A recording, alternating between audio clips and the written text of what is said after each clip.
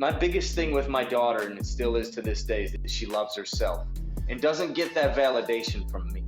I love her. I'm proud of her. But all I care about is she loves herself and she's proud of herself, because I never want her to get her validation from a man. I want her to get it from herself. Because if she loves herself that much, no man is going to be able to control her. No man is going to be able to make her feel less than in his absence, or use that as a weapon against her. And that's all I care about.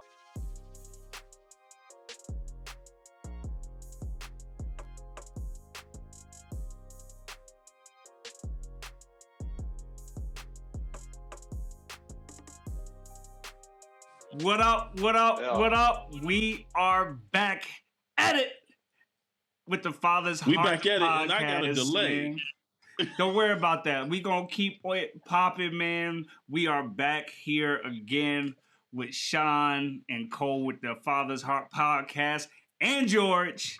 What's good, y'all? What's good, everybody? How y'all feeling tonight, man? Hey. Y'all looking good, man.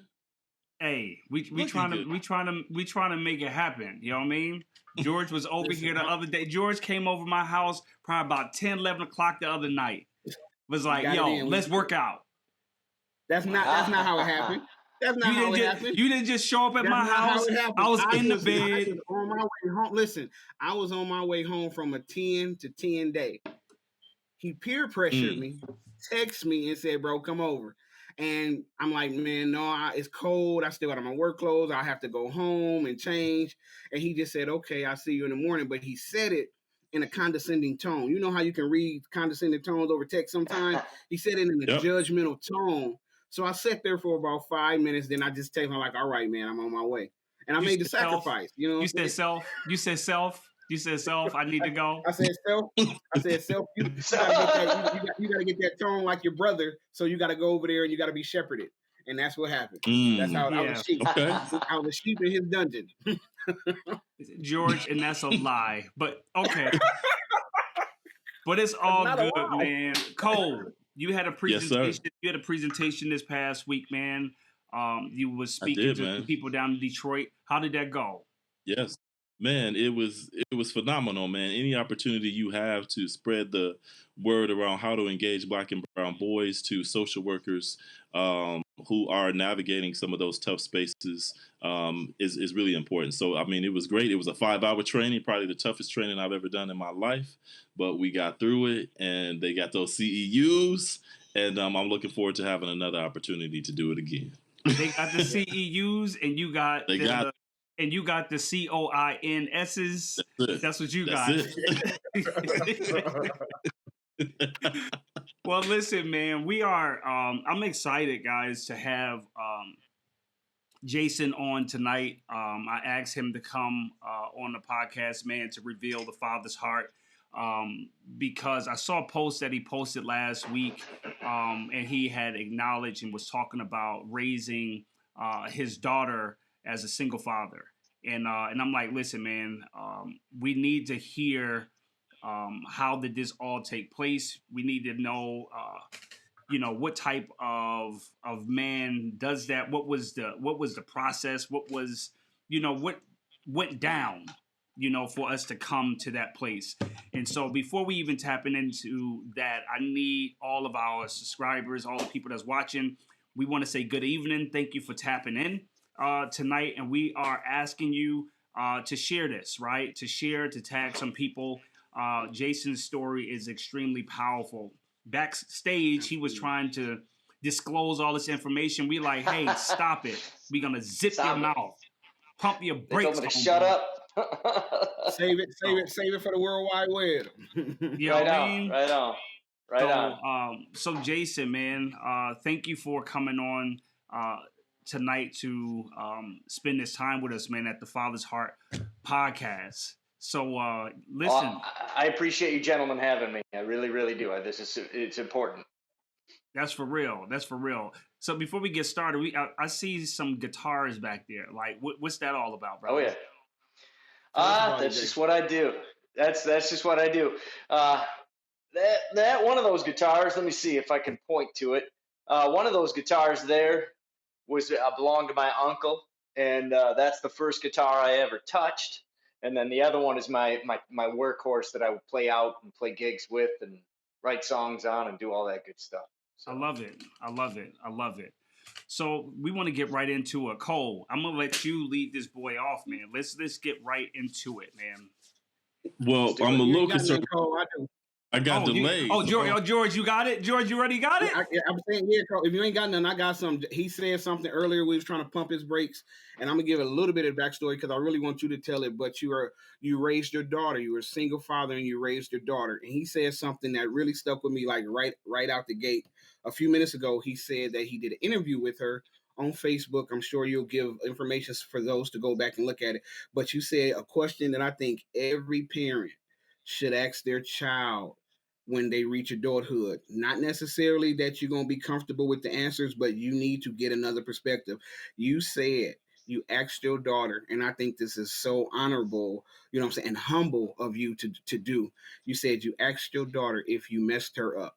That question right there is a question that I have 2 adult children, and we do talk and stuff like that, and I haven't been able to come to that place where I'm able to ask that freely. I know it's coming because that is kind of how I parent, but I'm afraid of what the answers are going to be. So if you can just like tell me about that question, what prompted you to ask that question, and what was your like range of emotions as you began to receive the answer, if you don't mind. All right. Well, I've always we've always been really open with our conversation. Am I coming through? Am I delayed here? You coming through, the internet trying to mess up, but cool. We can hear you, bro. Just keep going. Okay, cool. Yeah, my daughter and I have always had those conversations all through growing up. I've always wanted to make sure that she was able to speak freely to me about how she's feeling. I will say this. I'm always the father.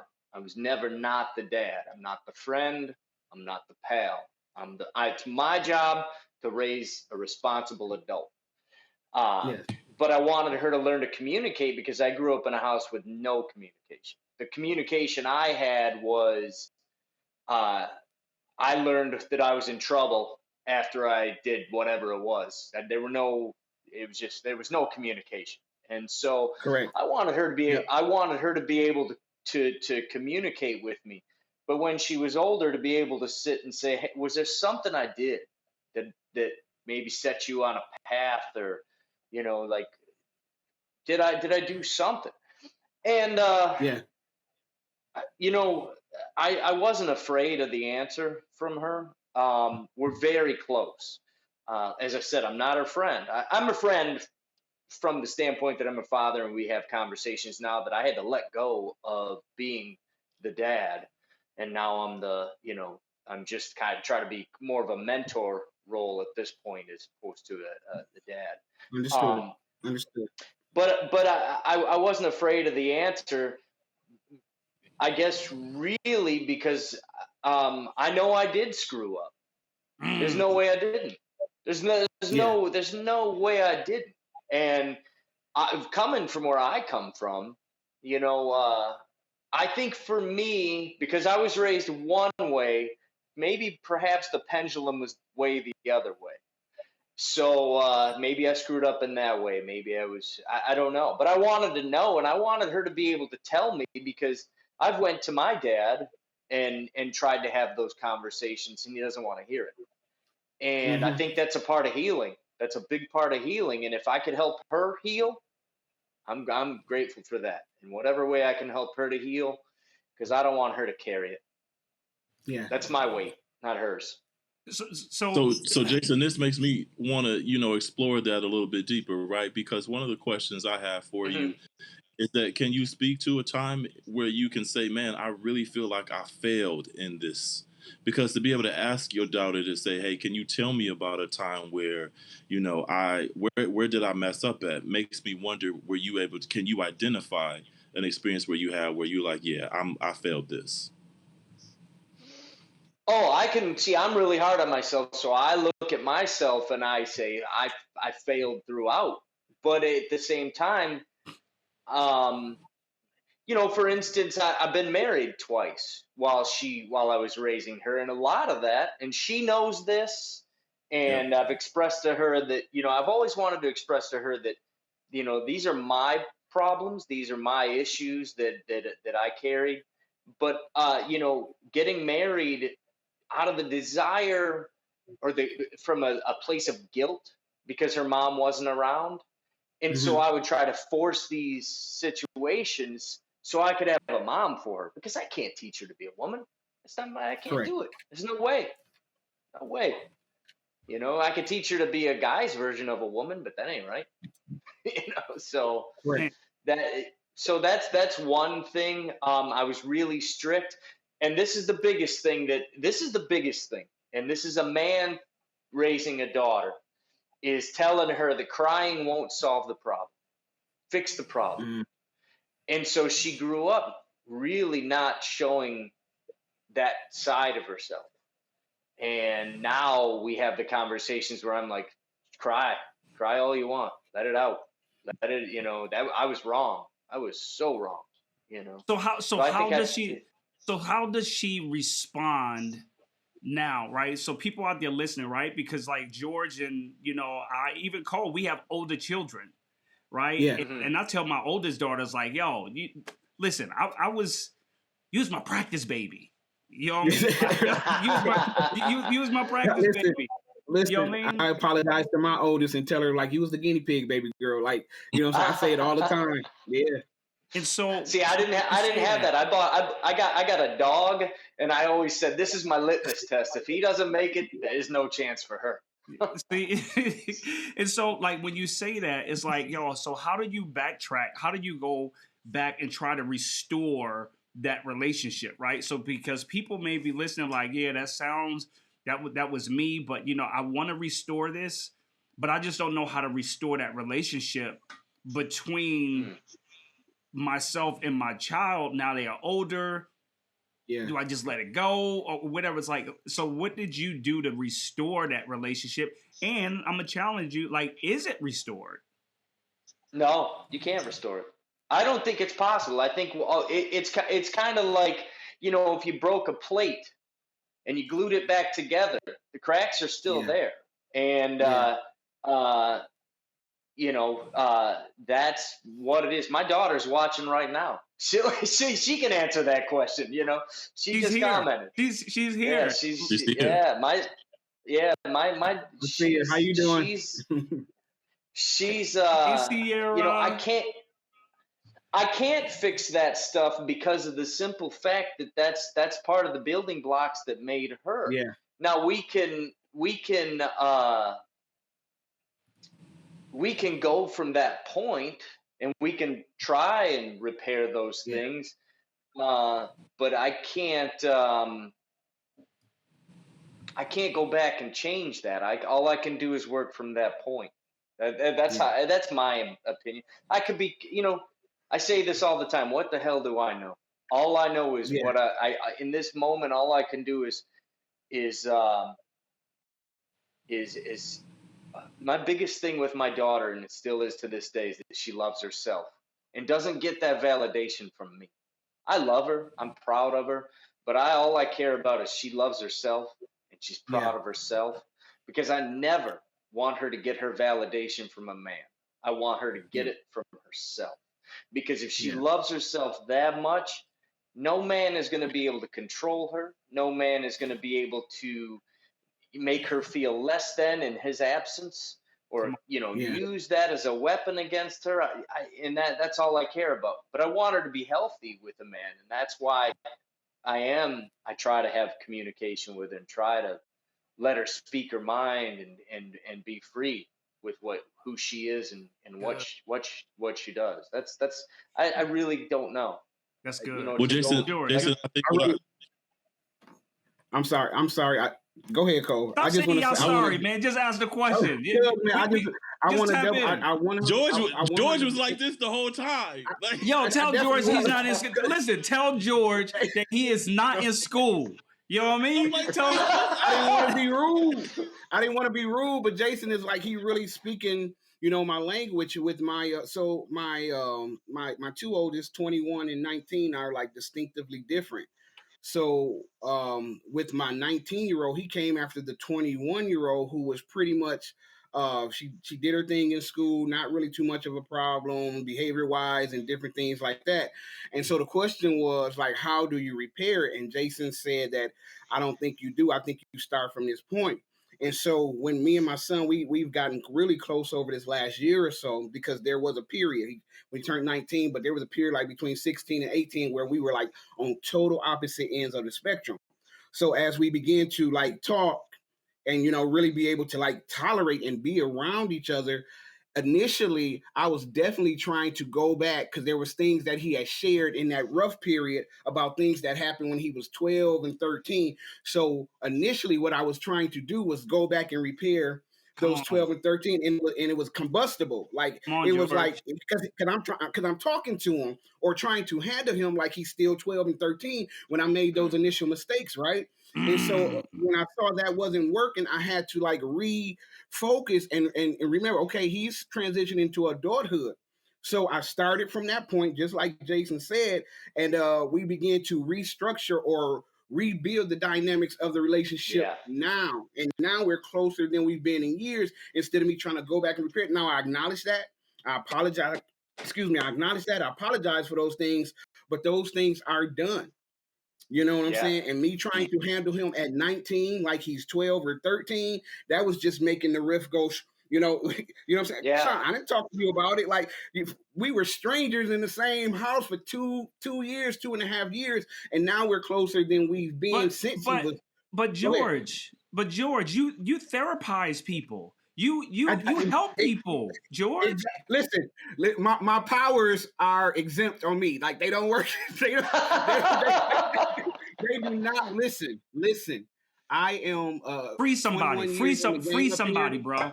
Listen, I am 21 years in the game of parenting. I've also worked with children outside of my home for about 20 years, and I'm telling you, I do not at this point have it all figured out when it comes to mine.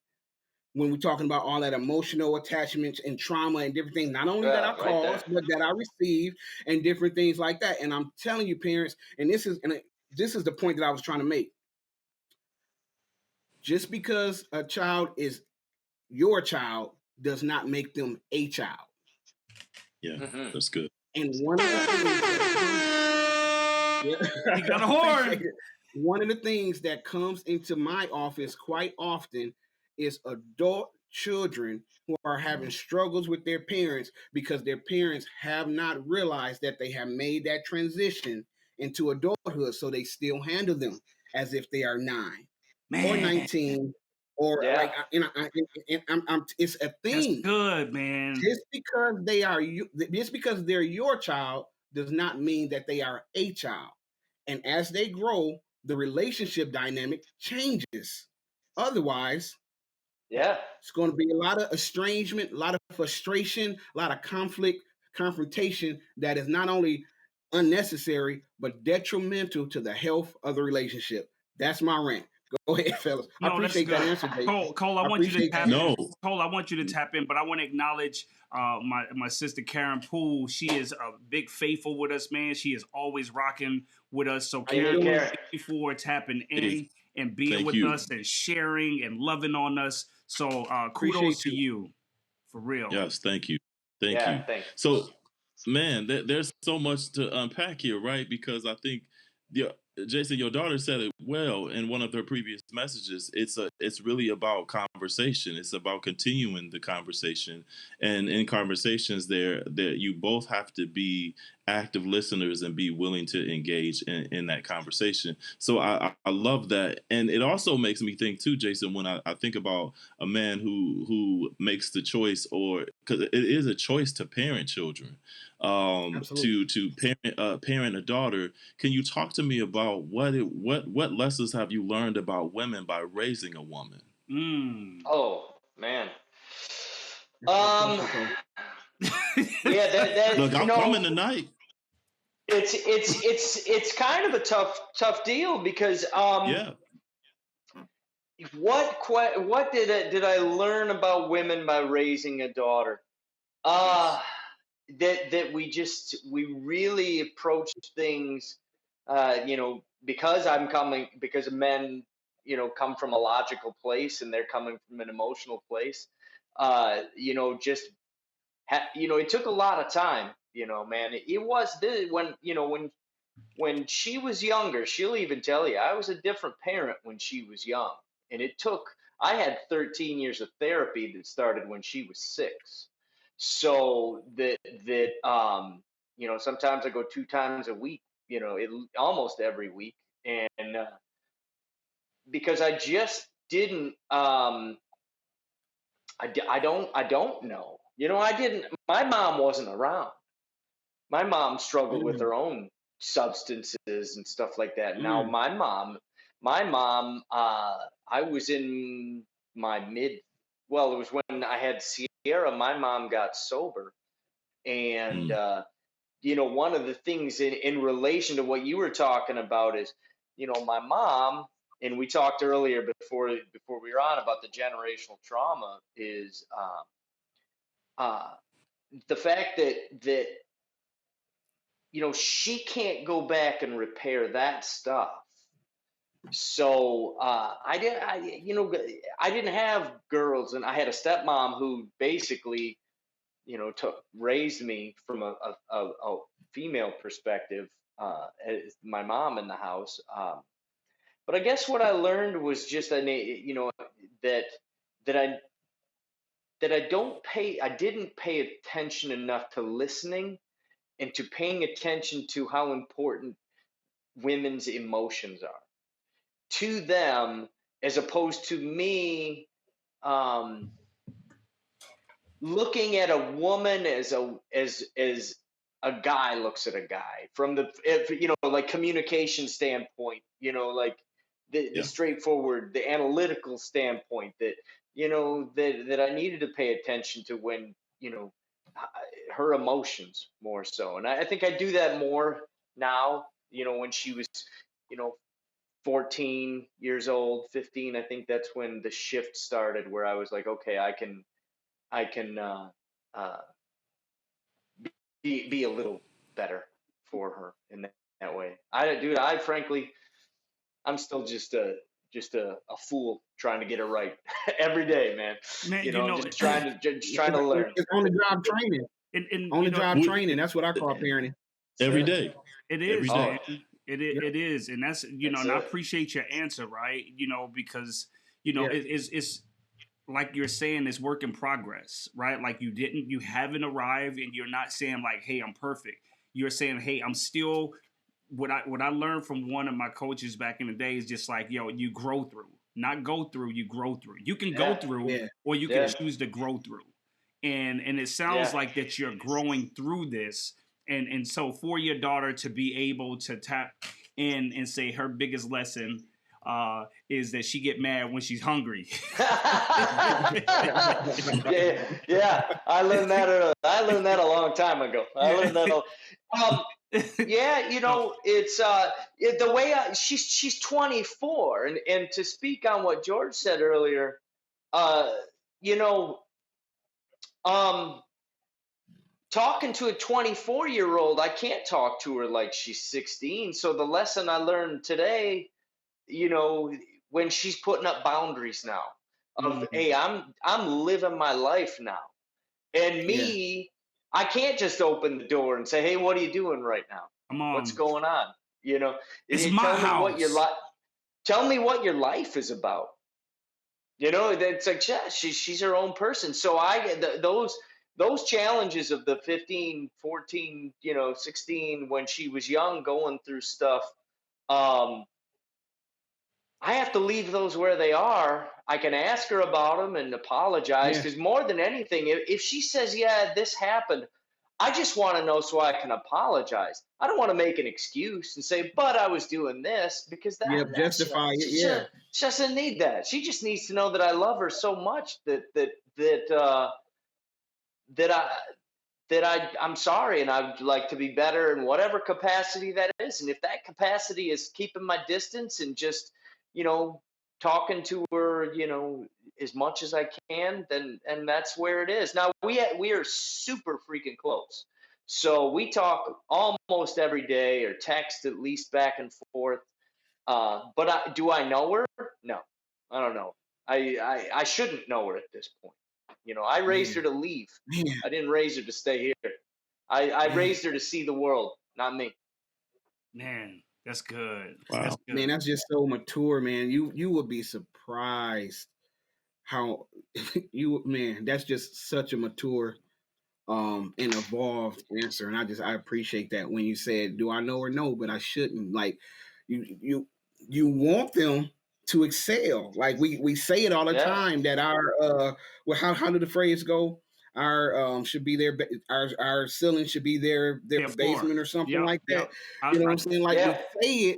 we say it, but we don't let them. You know what I'm saying? We don't let it go. Like you know what I'm saying? We don't let Well, them out we don't let them out the cage to go fly and be free. Like Well, it happens.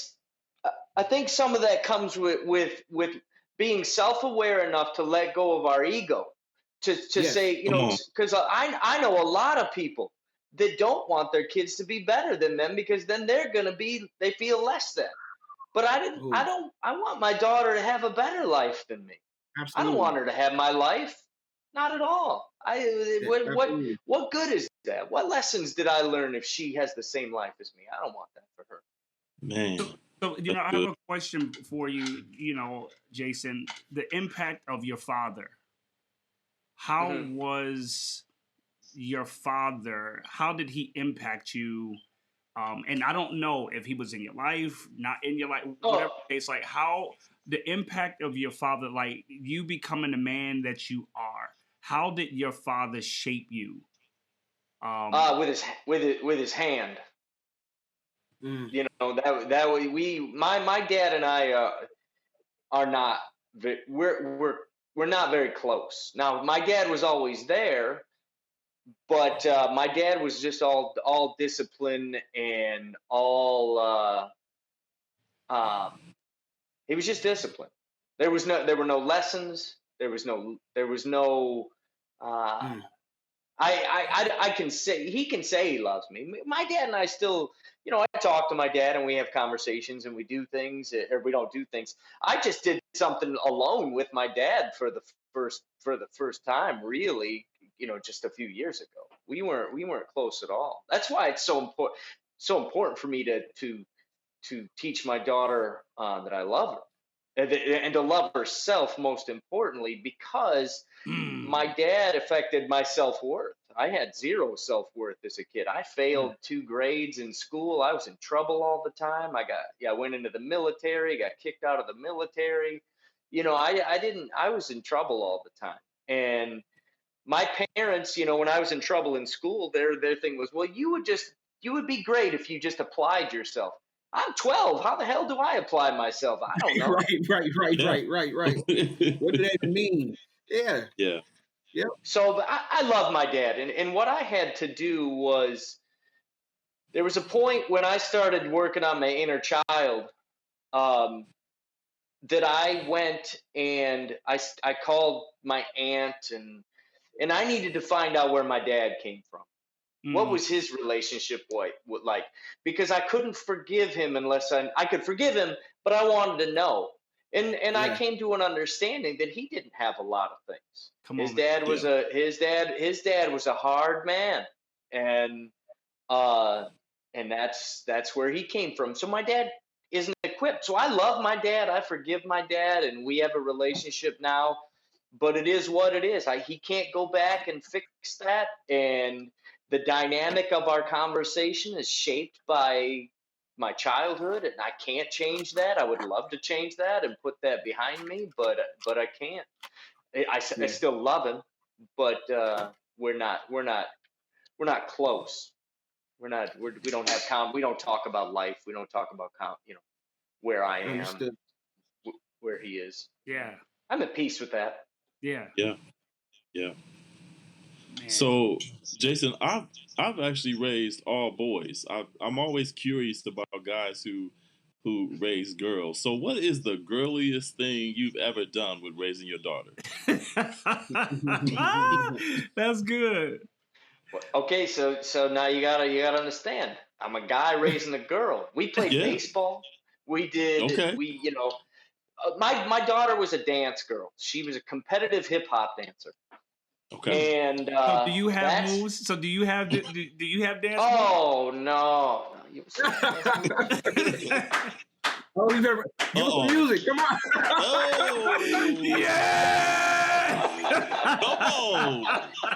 Come on, Jason. Let's go, Jay. That's it. Yeah, no, she was a dance girl. That was the thing that He said you did dancing um, dads. What's that? What's dancing dads?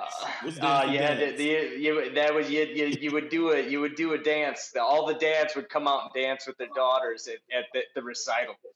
So I had to go on. Didn't have to. I loved it. It was Yeah. fun. Awesome. It was that Awesome. I would Thank say you, Sierra. I would say the most girly thing that I did with my daughter. It depends on what level you want to go, but I think the girliest thing that I did with my daughter in that sense was just the dance and stuff. Taking her and being there for all of it. I was at everything. I went Awesome. to everything. There was, I went to everything. There wasn't anything that I didn't go to. All the dance and stuff was mostly, that took up a lot of time. So that was probably the most, shopping for her, taking her to, help her buy clothes and stuff like that. And I don't know. I know. No, Jason. Hey, Jason, listen, like I'm pulling the Jason, straws. look. He like, listen, I didn't It put just on the sound like his wig. father and I me. didn't put on nail polish. No. You're not getting that out of me.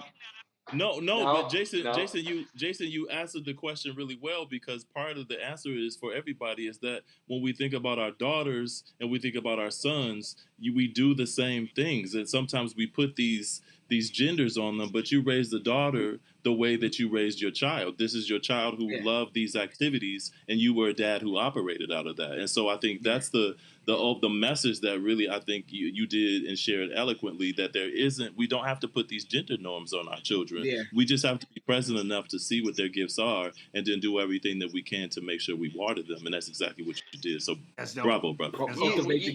You said the key word though is being present. Just be there. Yeah. Just be there and let them be them. Now granted, I was structured. There were parts of her life where I got to the point where she wanted to go into, when she went to Western, she wanted to go into education. And she did a year of that, or a semester of that. And then I said, listen, you have made films and stuff like that since you were a baby. Please apply to art school. You don't have to run it through and carry it out if you don't want to, but please just try it. And now she restores films for the Library of Congress. She's in the art field. So so she's happy about that. But that's the only time that I said, I think you should do this. That's the only time. Because at that point, that was where I felt like I saw this gift she had and this passion she had. And that was the only time I just said, please try it. Just try it. Very cool. Your baby cool. said, my dad pushed me into art school. How cool is that? That's extremely cool. Right? That's extremely cool. But in that though, for instance, my dad, I've been playing guitar since I was 8. I've never wanted anything else. And I toured with a band in the 90s. And when I had my daughter, because I took my daughter at 9 months old, and her mom wasn't around really at all, for her whole life. She wasn't around. And I physically went in with the police and took my daughter.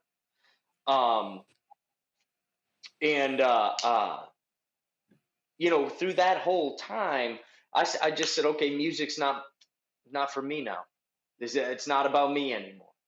And that was when, I just wanted to be there, because the reality was, if you're a father and you're not there for your daughter, she's gonna find a man to be there.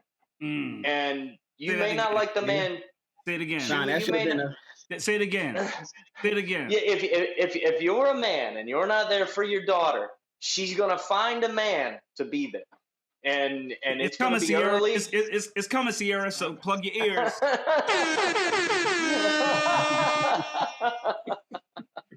That's it. That's because we're all searching for validation, Absolutely. at some point.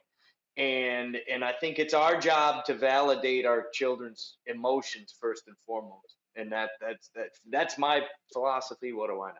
That's Man. really all I wanted. Just all I cared George, about put was your her hand having down. self-confidence and love. Go ahead, George. Just say what you say. Okay, this is a unrelated but related question, and maybe I didn't hear the context all the way, Jason. But maybe you was just talking about when you were like guiding your baby, and you said that music is not for me anymore. I know we are getting close to wrap up time, and I just need to know at some point, are we going to request that Jason pull one of those off of and give us? Yes. Okay, I just want to put that out. Oh, he said, listen, he said, I don't gotta go too far. You don't gotta. Okay, ready? Okay, let's go. Jason, I'm about to hit you with something to see what you do with it, right? So one of the questions I had in my head is that, can you play a song that describes your love for your daughter? I've written songs about my daughter. Awesome. The earliest was a song called "Where Did You Run To?" That when she was probably 4, and I, at that time when I had my daughter, I didn't have a car. I didn't have anything. I had no money. I had no car. I was living in a house with a bunch of dudes, and that wasn't part of my journey. And she was 3 or 4, and we got out of the car, and she ran around the car, and I couldn't find her, and I went into panic mode. And so I wrote a song. I don't know how well you'll be able to hear it with the. But she put up "Summertime." She put up "Summertime" too. Oh, that's her favorite song. That's her favorite. There we go. That's the. I don't know if you can hear the guitar. We can hear. We can hear it. It's summertime, and the living is easy. The fish are jumping, and the cotton is high. Your daddy's rich, and your mama's good looking. Won't you hush, pretty baby, don't you cry. So she loves that song. Woo! Wow. But I hear. So you guys are all Flint guys, right? Yeah, buddy. Okay, hold on then. So I'll do this one, then I'll put it back. So I'll just do a verse.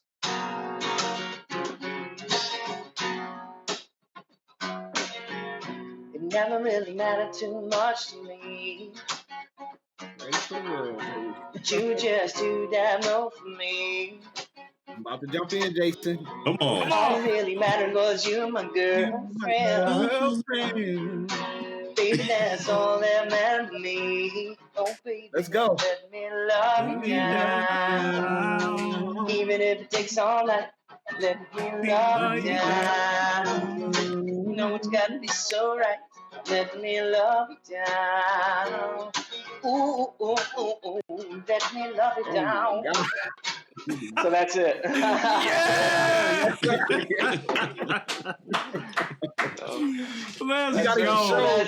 any shows coming up? Yeah. We need to know that before we get out of here. You got any shows, any karaoke's, anything like that? I'm playing all over. I play tomorrow in Fenton. I play at a place called the Tavern. I'm playing Saturday at Churchill's, and then I'm playing on Sunday. I'm playing at in Royal Oak at a place called Oak City Grill. I'm all. So how can we find you? How can the people find you? That's what we want to know. Everything I have is Jason Waggoner music. Jason JESONWAGGONER, music, and it's Facebook, Instagram, TikTok, all that stuff. I'm dancing on TikTok. I'm not dancing on TikTok because you saw my dancing. You don't want that. Nobody wants that. I love it, man. Jason, Awesome. I love you for what you do, man. I appreciate you. We appreciate you. Absolutely. And our final question that we have before we let a guest off is, what is the Father's heart to you? The Father's heart is being able to set aside your ego and set aside the idea of our child being a carbon copy of us, or fulfilling dreams that we never fulfilled. Letting them be who they are and grow and be better than us. Yeah. The humility is the Father's heart. Man, Super dope. Man, dope. Jason, thank you for coming in and doing what thank you. We all knew you would do, brother. I mean, there were some viewers, and I hope our viewers had an opportunity to really hear your heart and glean and learn from what you've shared and explored with us. And thank you so much again, man, for just being transparent and being honest, because I think that is how we all grow. And again, brother, man, this was a blessing. So thank you. So Jason, when this is over, I need you to go and put what church heels it is, because Karen, right. That's Churchill's in Flint, right downtown, down Flint. Okay, cool. George, you got the we got to do our legit or not legit before we get out of here, brother. All right. I'm gonna get this to our. Is it a studio audience when we on live? I don't know. It's whatever you want it to be. So our super producer Ken is responsible for this one, and his legit or not legit is simply this: when you go to Chipotle, am I saying that right? Chipotle. However it is said, and you go in and you get. I'm assuming he's talking about maybe a burrito, maybe. And his question is it legit or not legit that when you ask for extra veggies, or perhaps extra sour cream, or perhaps extra cheese or something of that nature, that they pile it on? But when you ask for extra meat, and you're not tripping about the upcharge, you don't care about that. All you said was like pile it on, that they are stingy with the meat. I'm gonna go first, and I'm say that's not legit. Put the meat on there. I don't care about the 50 cents. I don't care about the setting. I don't care if it's $2. If I say double up the meat. Don't give me a meat and a half. Don't give me a meat and 3/4. You know what I'm saying? Double up the meat. Ken, it's not legit, baby. You was right, fellas. What y'all think? Man, Ken, it is not legit. It's not legit, man. They'll pile them veggies up without even asking for extra, but they ain't giving you no meat, brother. 100%. Well, I really don't have a dog in this fight. I haven't had Chipotle before. Me neither. So I I've really had Subway. can't speak to it, right? But I would say, if you are Cole, why are you looking at me like that? Like, you real judgy right now. He's stuck on you haven't had it yet. I'm gonna be honest, it is no reason for you to have made that statement. But go ahead with what you're saying. There's no excuse. There's no excuse, but go ahead.